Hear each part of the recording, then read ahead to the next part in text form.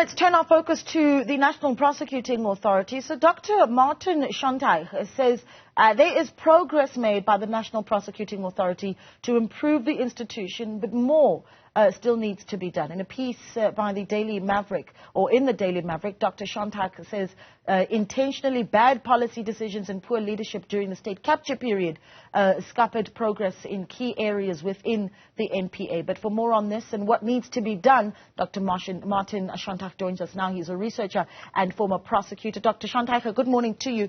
Thank you so much for joining us. I think that just generally in South Africa we have a very negative perception of the work that the National Prosecuting Authority is doing, or what people may perceive as the lack thereof. Where do you sit on your optimism about the capabilities, the capacity of the NPA? Let's start there with a broad outlook. Great. No, thank you. Good morning.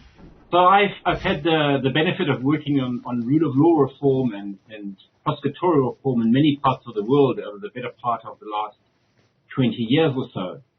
And if one looks at the NPA and the way the NPA is evolving and has progressed over the last 5 years under new leadership, I think there is certainly reason for optimism.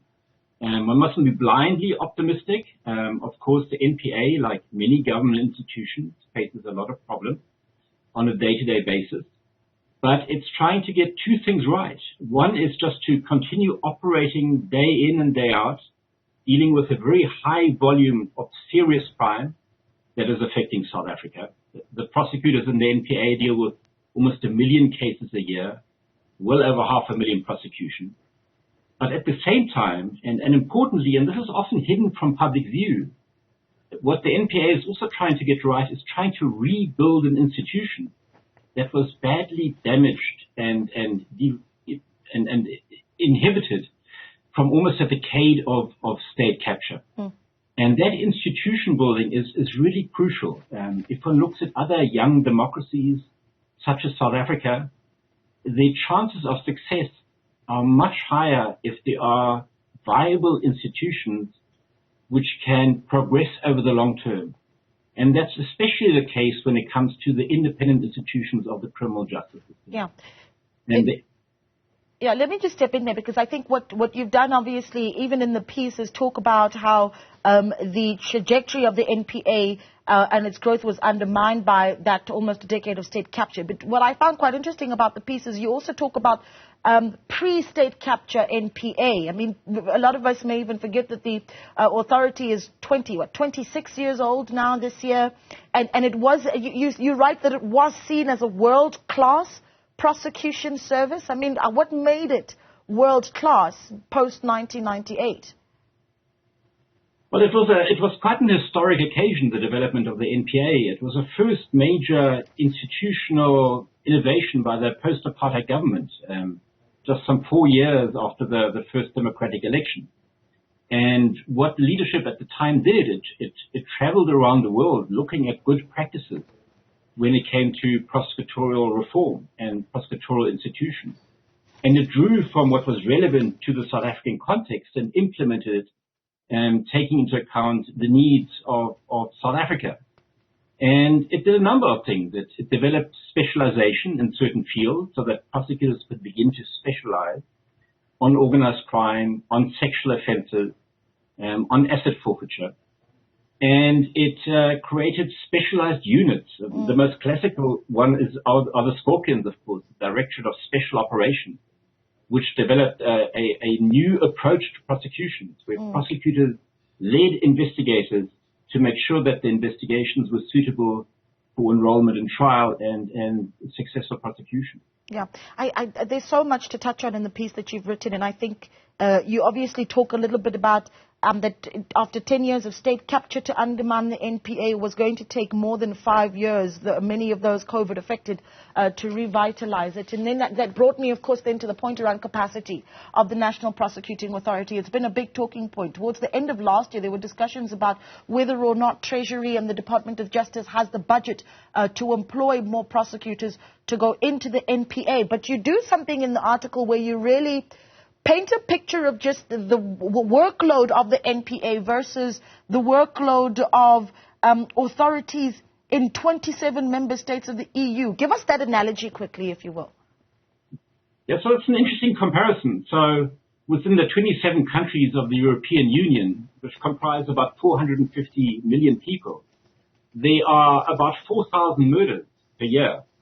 In South Africa, on the other hand, with 60 million people, much fewer than what you have in the European Union, South Africa is burdened by 28,000 murders on average in a year. And of course, that burden is then placed on investigators, on prosecutors, on courts. So in other words, this tremendous volume of crime is debilitating for the day-to-day functioning of the criminal justice system. If at the same time, as I pointed out, the NPA and other institutions of the criminal justice system are trying to rebuild those institutions and to future-proof them for the long term in South Africa. It sounds like a bit of a chicken and egg situation in that when you aren't able to convict and see prosecutions of crime, that there's an expectation that crime would then be on the increase because there is very little accountability. But you're right that there are some successes that the NPA has had, while many argue that, well, we haven't seen enough high-level officials are being held accountable or prosecuted for corruption activities. And then, of course, I mean, we can even get into sexual offenses and how the conviction rate there sits well below 10%. I mean, it's a shocking number. But let's talk about some of those high-profile cases. That's what people want to hear. Where are the high-level officials that are behind these massive corruption deals that we talk about in the millions? And where are the number of those prosecutions? So quite a number of cases have been enrolled when it comes to these high-level state capture cases. About 100 have been enrolled by the investigating directorate of the NPA. A number of people have been charged, but quite rightly, the public is impatient, and understandably so, because it's taking so long to make sure that those matters actually go to trial, and then, of course, hopefully lead to a successful prosecution. But again, if one looks at it comparatively speaking, prosecutions of senior leaders, especially previous heads of state, are not only exceptionally rare, but also take a very long time. To take a very recent example, the previous head of state of France, Nicolas Sarkozy, he was very recently convicted and sentenced, but the investigation and the prosecution took almost a dozen years in that case. And that's because such individuals often have deep pockets. They can hire the best lawyers who can come up with arguments as to why matters should be postponed. They can question any kind of evidence which is presented in court, which all leads to postponement, and that drags out these cases, the so-called sort of Stalingrad tactics, which one is familiar with in South Africa. At the end of the day, eventually, the justice takes its course. It's very slow moving, but one has to, as a prosecution service, do everything by the book, because that's not only what the rule of law is all about, but that's the only way to lead to a successful prosecution at the end of the day. Yeah. You talk about how in the short to medium term, the NPA is focusing on 3 potential game changers that you hope will significantly enhance its effectiveness. You can talk to us a little bit about those. And what we tend to do, I think, as a country, I think for a very long time, is when a structure, an institution simply isn't working, we look at their head. We say perhaps it's the NDPP that needs to be removed. So let's talk about the reforms that are necessary and steps that encourage you that are taking place within the NPA for it to bolster its work. So, I mean, the game changers which are underway, the first one is that the investigating directorate, there's legislation before Parliament now to make it a permanent entity within the NPA. And that permanence not only secures its independence to a certain extent, at least, but it also will make it easier for that entity to recruit people and to hire people because they'll see a career path for themselves. And to bring in those skills and nurture them is really important for specialized youth. A second game changer is that the NPA has understood how serious the organized crime situation is in South Africa, as it is in many parts of the world. They've just finalized a new strategy, which is innovative, which is also drawn on innovative practices in other parts of the world. I think that potentially can have a significant impact. And the third game changer is legislation which has been discussed and promised by the executive and the Justice Ministry, and that is to make the NPA as an institution operationally and financially independent from the Department of Justice and the National Executive. And given the history of state capture, that's crucially important that comes about in the case of South Africa, given that history, but also because that is a trend in countries around the world to give greater independence, operational independence, from the politics of the day to prosecution services. The bigger question, I think, which you're asking, and this is a more challenging one, is that even if the NPA reforms and does introduce all these changes, which I think in many ways are very positive, it's part of a much larger system.